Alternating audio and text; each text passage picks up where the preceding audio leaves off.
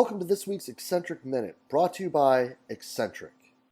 This week's Eccentric Minute is a great exercise to get you out of the sagittal plane and into the frontal, and that is the K-box lateral squat. With one leg off the box, you're going to give the wheel a spin and really sink into the hip of the leg that's on the box. While you're doing this, you want to try to keep that back leg straight to really stretch out those adductors and really drive your pelvis as hard as you can up and over to the side off the box. Make sure you give yourself a counterweight with this, because when you give the K-box a good push here, it's going to want to give a little bit. So make sure you set yourself up there. But this is really an awesome exercise, again, to get you out of that sagittal plane, open up your hips. Guys, give this one a try. I'm sure it's one you're going to love. I really hope you enjoyed this week's Eccentric Minute. Make sure you check them out at eccentric.com to find out everything you need about the K-box and the K-pulley. Being a strength and conditioning professional requires constant pursuit of better knowledge, better methods, and better means. But what if there was a place where strength and conditioning coaches could learn from some of the most innovative practitioners in the world, such as Jeff Moyer, Lachlan Wilmot, William Wayland, James the Thinker Smith, and Kirwenham Flatt? Well, you could find multiple lectures from each of these top-level coaches and a few lectures and examples from yours truly as well, all in the Strength Coach Network. The Strength Coach Network is going to bring you well over 100 different lectures from some of the top practitioners in the world to be your one-stop shop for your continuing education and professional development.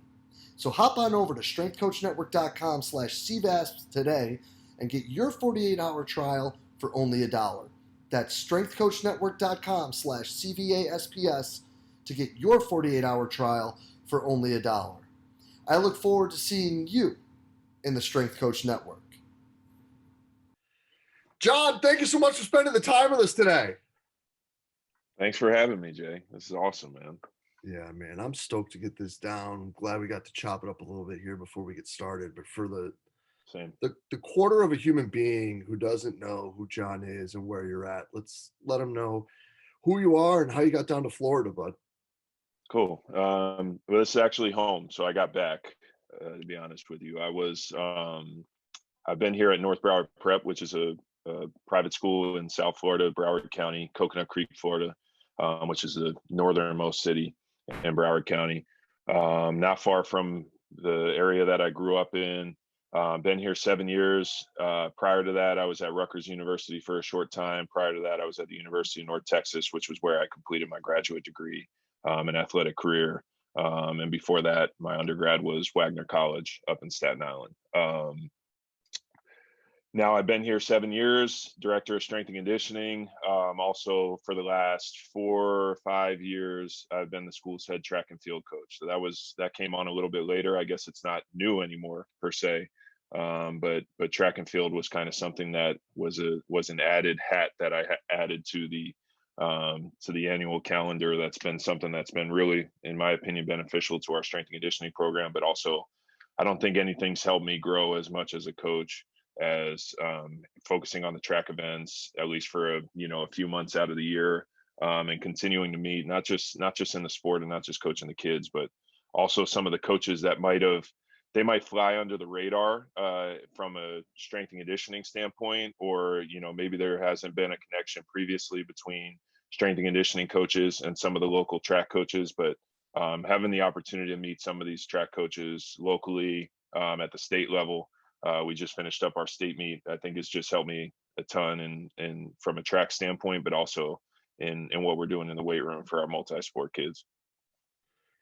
I love everything about that, because I think that, and I've joked with Ken Clark about this, and I've joked with Matt Tomey about this, and some of these other guys that we know about how it's just kind of become funny that all of a sudden it's cool to be fast again. And it's important all of a sudden to time people and get people faster. Mm-hmm. So being able to run a program like you've been able to build, especially for these kids in that 14 to 18-year-old wheelhouse where they're able to get even a bit more out of it, I think is super important to their overall athletic development. And let's talk a little bit about that. Let's talk about how being the track coach has helped with the strength and conditioning program, and how it's helped with the entire athletic department as a whole. Sure. Um, big picture. Big picture. I'll start with what you finished with, athletic department. It's our biggest program on campus, which is a positive reflection toward our coaching staff. But also, we spoke a little bit off air about like casting a wide net. I've always wanted to cast a wide net in terms of what we do in the weight room, and reason um, being at a high school in South Florida, it's different from Texas. It's different from Georgia. Most of our coaches on campus are actually off campus. They're not full-time staff members. So our coaches have a lot going on. So it's not a relationship necessarily like you would probably see at the college level. It's probably not a relationship that you would see at a school in Texas or Georgia. And that's not discrediting what we do here. It's just, and my dad was still is a high school football coach, but now, or actually a lacrosse coach, but now he's in the classroom setting. All of my life he wasn't. He was running a landscaping business, and coaching basically after work. Some of our coaches, that's what they do. That's how Florida works. There's very few coaches that are full-time coaches. So understanding that, largely the relationships that had to be built, and I think that's also kind of the model of our school, was dependent on developing a relationship with the kid, but also more importantly, the parents and the families. So in terms of getting our kids involved in our strength and conditioning program, to take a little bit off of our coach's plate, I wanted to build relationships with the kids, and we measure success based on how many students we have involved in our program, which again, that's grown. That's been a success story. Merging the track and field program with the strength program, at least in the spring, in those few months of the spring, winter through the spring, um, we now were able to not only get that number of students that were probably involved in their off-season training at that time out to the track. We also were able to kind of mix in some of the track athletes that weren't previously in the weight room in there. And also a large measure of success for us there is how many of those kids, if they were only track, are now all of a sudden open to trying football or trying soccer or helping. We're a small private school. So multi-sport participation is important everywhere. For us, it's essential. If we don't have it, we're not going to find very much success.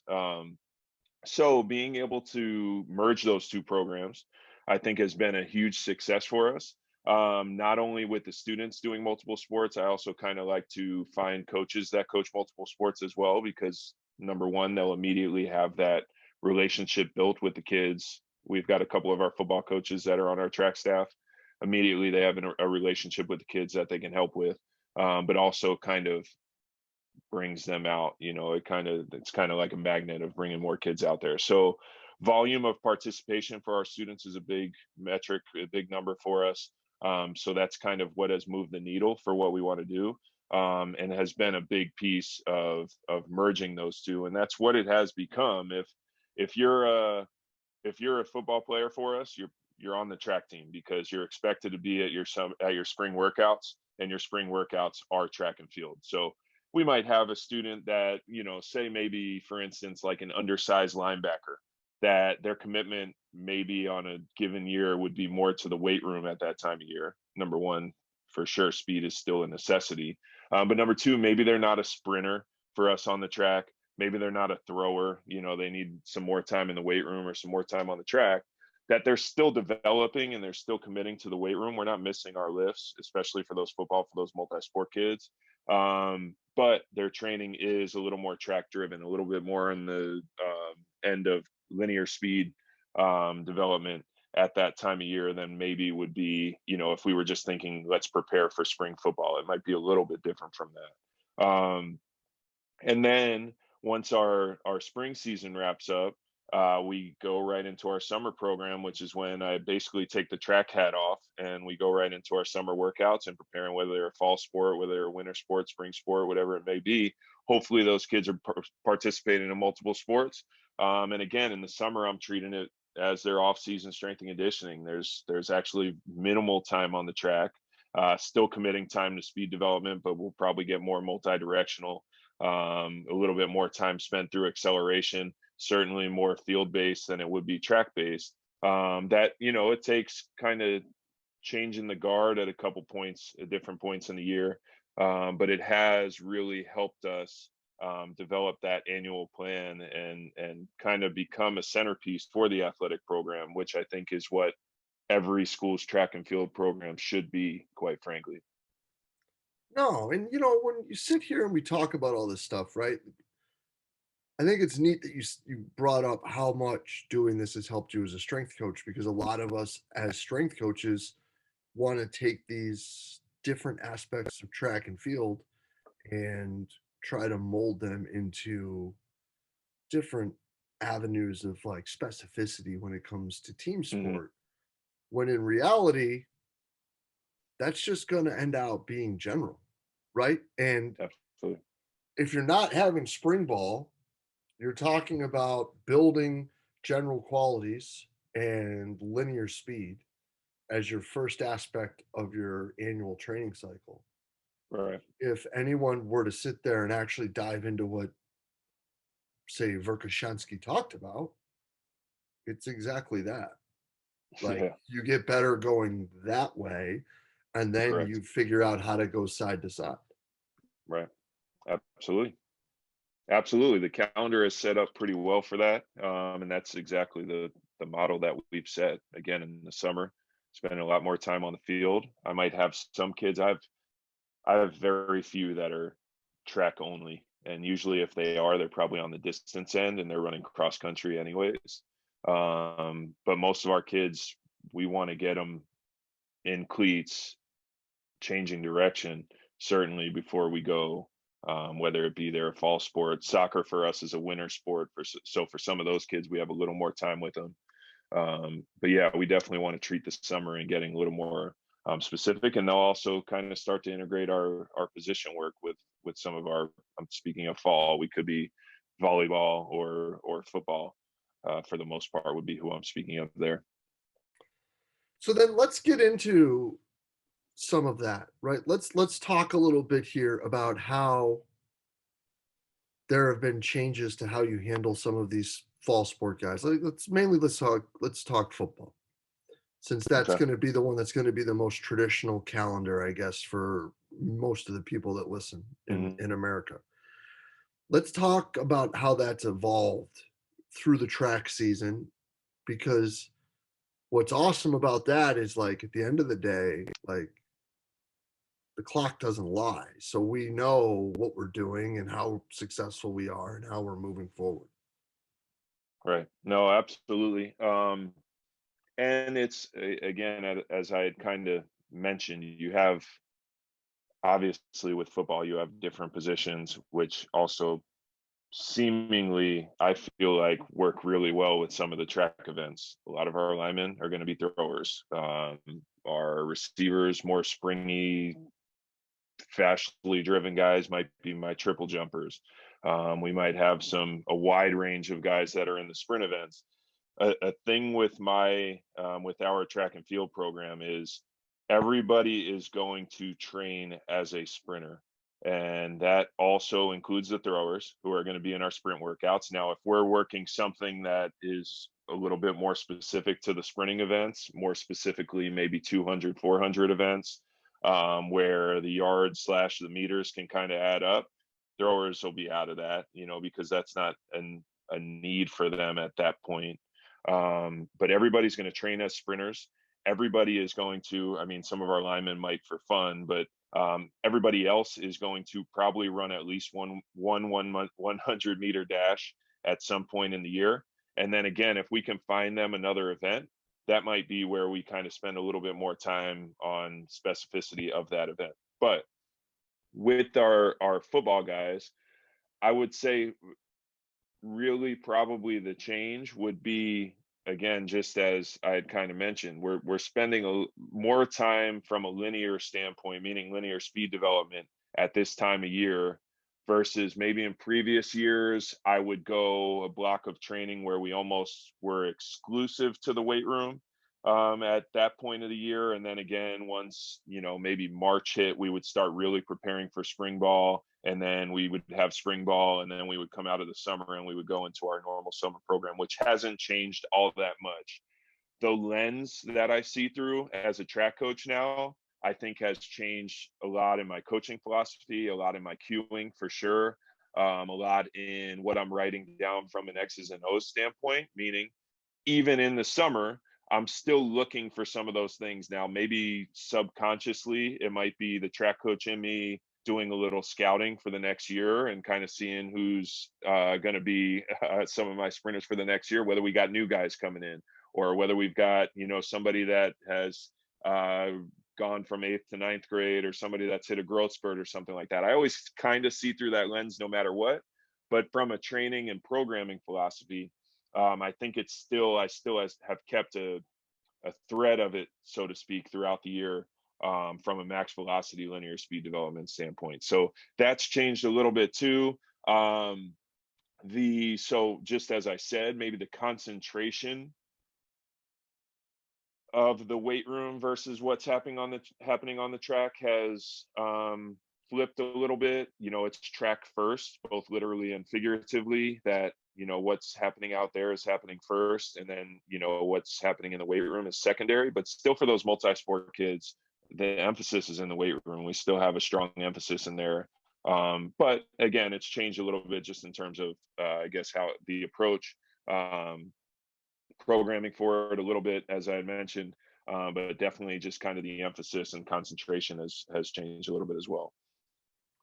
I love it. And I think that one thing that I would be really interested to hear, because like you said, the track is first. Hmm. How does splitting it up and having that first impact the mindset and kind of the motivation of the kids? Like knowing that like it could be a long time if you're training from January to August to prepare for football. But now knowing Yeah. that you have that stopwatch or you have that laser timer that you're training for Hmm. and you're trying to hit another goal in the middle, how has that improved just the quality of training that these kids are putting in and their mental state? Sure. Couple things. Number one, like you said, when we just get kind of tunnel vision on one select sport, especially football, that's a very I'm trying to think of the words to use, but can be kind of masculine and very rah driven. It can be a lot, and it can be taxing, and it can be when you consider that you're doing that, if you're doing that 12 months out of the year, and there's no break from it. I think a lot is put on our students, not just physically but also mentally. So one of the things about track, number one, is it's a co-ed sport. Number two, it's a very my personal belief is to allow it to be a very social environment for our kids. We're not going out there and making it like something that's a super tense, super strict environment. I want our kids to enjoy it. Otherwise, they don't have to be there. So they can not be. And if they really hate what we're doing and don't see any value in it and aren't seeing progression both on the track and in whatever maybe their primary sport is, they're probably not going to come and join us, which would be a major failure for our track program and also myself as the coach. So I want it to be an environment like that. And I also still, our football guys, our multi-sport kids, and even when I use football guys, I'm still kind of including some of the other sports in it, like our soccer kids that really help out on the track too. There's a variety of sports. Those multi-sport kids that know not only am I their track coach, I'm also their strength and conditioning coach. And sometimes we do have to get a little bit tougher on them and a little bit stricter on them. They know that it's not, although it might be an enjoyable environment, it ought not be a playful environment necessarily. Or maybe although it's a playful environment, it's not just playtime. It's not just time to go out and hang out and be wasting time. So to what track helps with that most, and what many coaches have heralded over the last many years in timing sprints, whether it be through practice or just purely at the meets, there's that consistent measure of how and track of how we're progressing. that motivates the kids almost exclusively in itself. Yeah, some of the things that we do as coaches, I think there's a time and a place. They know if we have a tough workout that I'm probably going to speak more on that day than I am on any other, and it's more so words of encouragement or challenging than it is necessarily cueing or coaching per se.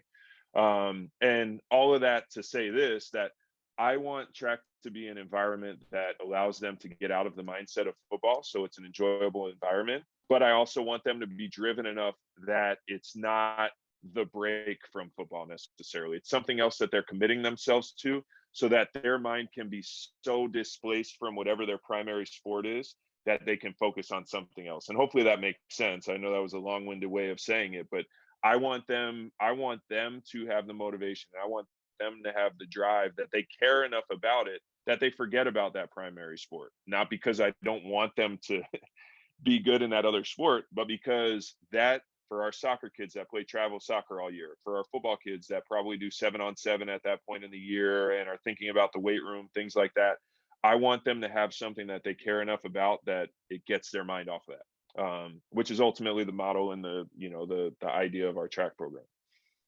Well, and that's just what's best. We love to talk about mental health for these kids and burnout and all this and Mhm. that, but if you can actually, this is going to sound weird, but if you can actually like Jedi mind trick them into buying into preparing more because they don't think they're preparing because they're having fun chasing a goal in a different Yep. aspect, isn't that what we're all trying to freaking do anyway? Yeah. Absolutely. Like, you just have a bunch of kids that are coming out there to track practice instead of us sitting here trying to run a speed session. Yep. Yeah, you're right. That's That's rad. what it is. Hmm. And now we've got coaches that want to take aspects of track and try to do it during football with spring ball or all the 7-on-7 Hmm. stuff. Where what we could do, because we're 10 months away, is pull that other part out and use this time to let the kids have something else to focus on. Absolutely. Maybe, heaven forbid, they have fun doing it I so that know, they right? come out and they work harder so that not only do they enjoy it, but if they like it and they work harder, you would just have to assume the results are going to be better. Absolutely. So yeah, I think that that's awesome, man. And now let's tie that in then with some of the more team sport type activities that you do, because if anybody follows you on Instagram, and we'll get into that at the end, you see uh, a bit of a Bosch influence. You see a bunch of wickets. You see a bunch of different drivers with the arms and things of that nature when it comes to working on strides and all of that. How does that then impact in moving forward as we start talking about multi-directional abilities and things of that nature? Yeah. Well, I think like everything else, it's a continuum. And like everything else, it's not, we are doing linear work through our state championship was May 8th. And now today we're going to go into our illustrious agility programming. That's not what it's going to be. We're going to make sure that, like everything else, it's progressive in nature. Understand with the end goal in mind that maybe it's going from purely linear to a curvilinear to a pre-planned change of direction to a true agility session. And that's kind of how we're progressing and preparing them for their fall sport. If it's a winter sport, maybe we have a little bit more time with them. Like I said, the thread of linear speed is always paramount to us for a variety of reasons. I think the training stimulus is hard to be mimicked by anything else, and carries over to everything else we can do. So that's never completely removed from what we do. But again, in preparing the students for the stresses and the stimuli of the sport, it's on us to introduce it in itself in a training environment, in a more controlled environment. So um, the from wickets go away when we're preparing for football, soccer season, whatever it may be, unless it's in a situation that I've got a kid that wants to get extra work, extra speed work, or something like that. Um, I just and actually, quite frankly, with wickets, many might be surprised to hear this, but I actually don't bring the wickets out for track practice. That's actually for students that really commit themselves and show that they want to get extra work, not because for the main reason of I've got everyone from sixth grade girls that are like, what the heck's going on out here, to a 12th grade soccer or football player that's going to a Power Five school, and we're training together largely. We're still in groups, but in many ways I'm a person that one of my struggles, I suppose, is if I were to spread myself too thin. So if I'm thinking like we're going to do different things for everybody and it's going to be completely unique, that's I really struggle with that.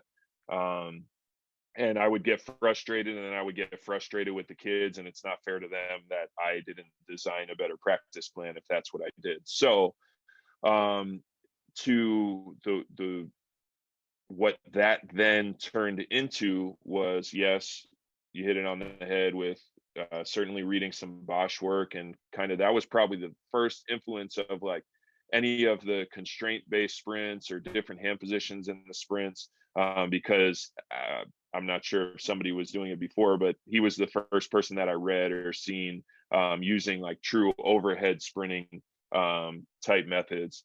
That then I started to think about, okay, so if wickets were an essential for me or something that I felt like was, I don't know if I'd say a non-negotiable, but I certainly liked the outcome from utilizing the wickets. How then can we apply, or what then can we apply to that large range of students and large range of athletic ability, personality, just a wide range of kids? What then could we do to still kind of introduce some of the same principles of wickets, introduce some of the biomechanical ideas, or inclinations, or thoughts that might be because with sprint biomechanics, sure, there's certain models that seem to be across everybody, and we talked a little bit about DK off air, but nine different sprinters on the starting line. If you looked at a picture of them, sure, DK's like head and shoulders larger than everybody else on the line, but everybody's body type's different. And if Metcalf was lined up next to Bolt, now Metcalf wouldn't look so tall, but he would still look like a monster with how swole he is. Point being, everybody's going to have a different model, but I think there's certain rules, and that all of us are going to follow and break. And enabling the students, one of the great things about wickets, in my opinion, is still enabling the students to create or come up with or solve their own and come up with their own solutions. So finding methods that can kind of replace the wickets without necessarily replacing the wickets has been a large piece there. And then again, that's not necessarily, we're not necessarily going to be using wickets through our team sport training. But some of the same principles are going to carry over from our track season into that as well. No, I love that because I think that especially with younger people, the more you can just guide them and allow them, lack of a better term, to figure out how not to trip Hmm. when we're talking about wickets, the better off they're going to be in the long run. Right. That's brilliant. Well, listen, John, this is some awesome stuff, man. And what I really appreciate about what you're doing is you're not afraid to throw it out there and share it, and you put out a lot of great stuff. So where can people see what you're doing with these kids and find out more of how you're implementing these strategies and building the program down there? Cool. Instagram's definitely the best. That's where I share the most and probably communicate the most. which would be Coach_Garrish, Garrish. I'm on Twitter as well, but I don't for a wide variety of reasons. I don't really love sharing on Twitter anymore. And that I think that's at John_Garrish. Got too many people with too much to say on Twitter, to be honest with you. You can kind of filter on Instagram a little bit more. But so yeah, I'm still on Twitter. I usually just retweet and share, a lot of what our kids are doing on campus. Promote some of our other sessions. I'll do like a free speech session on Saturdays and things like that I like to promote there as well, just so the larger community can see that.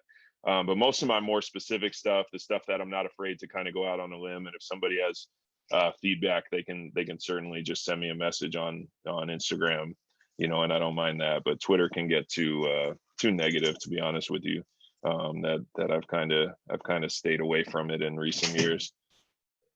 Yeah, I'm with you on the whole Twitter thing, man. I don't. It's just not. I don't know. It's not what it could be, and it's kind of frustrating. Oh yeah. But you do, man. You put out a lot of great stuff, and a lot of people can take a lot from it. So I hope, obviously we're gonna have the handle in the show notes, and I hope people take advantage of it and give you a follow, and check your stories every day, because it seems like there's at least some aspect of practice that is popping up there every day, whether it be what you've got these young people doing in the weight room, or a different drill, or what you're looking at. And also, like, the film breakdown is rad. Thank you. Like, that's really neat. I So appreciate that. yeah, like, if people don't understand what I'm saying, okay, um, go find that little square with the circle in the Instagram app, go in there, type in his handle, or tap it in the show notes and scroll back a little bit in his profile, because you do a really cool job when it comes to, as a this guy.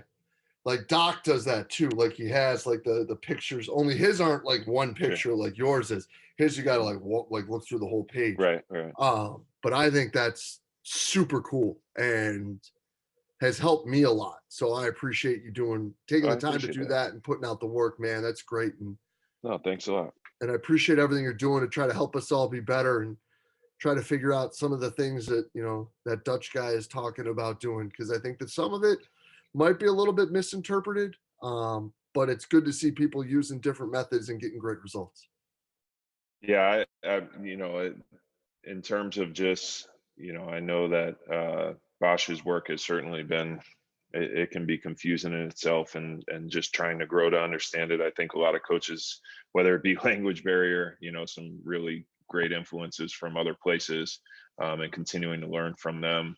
But also just understanding, even if it's just taking, a little bit of information or a little bit of advice from coaches that have been doing a, wide array of things. I think that's something that's I've found most helpful with our students, and first and foremost, again, kind of working backward, understanding the kids that we're with, understanding, as I said, that I am a biomechanically driven coach from a sprint standpoint, but also in terms of what we're doing in the weight room.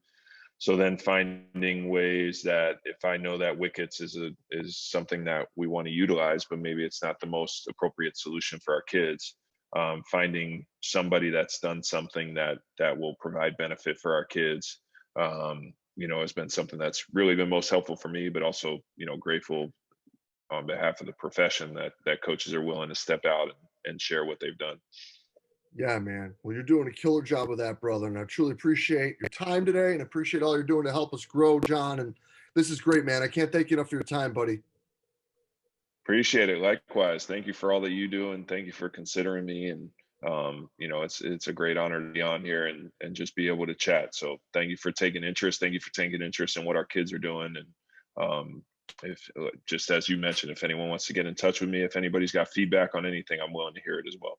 Well, I appreciate that, John. And thank you so much for your time, man. This is awesome. And we'll be in touch real soon, brother.